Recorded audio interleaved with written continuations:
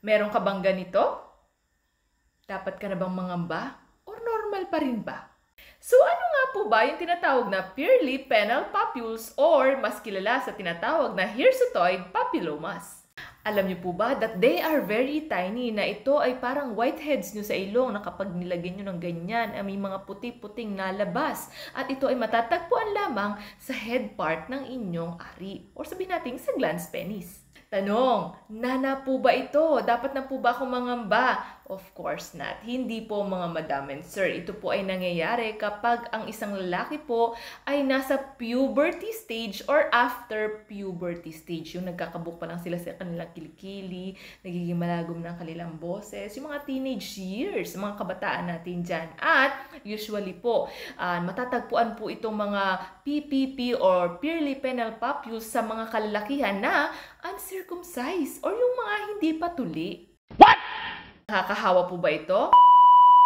Hindi po. Kasi po mga madam and sir, ang PPP po ay hindi po sino-considered na STD or STI. Pero alam nyo po ba na ang genital warts ay sinasabi na rin nating STD kasi sila po ay isa sa mga human papilloma virus.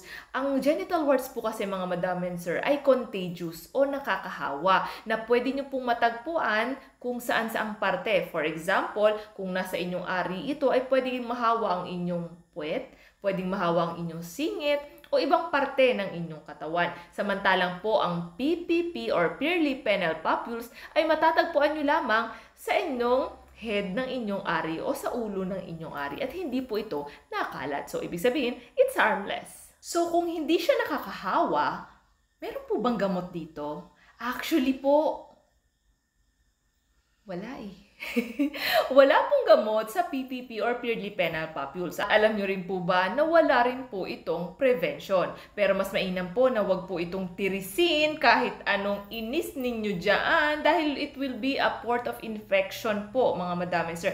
Parang pimples yan, ano? Kapag tiniris ninyo, may butas na pwedeng pasukan at magkaroon kayo ng infection. Pero kung sakaling gusto nyo po talaga itong mawala, at bumalik ang inyong confidence sa inyong sarili, mas mainam po na makipag-usap po kayo sa inyong mga doktor.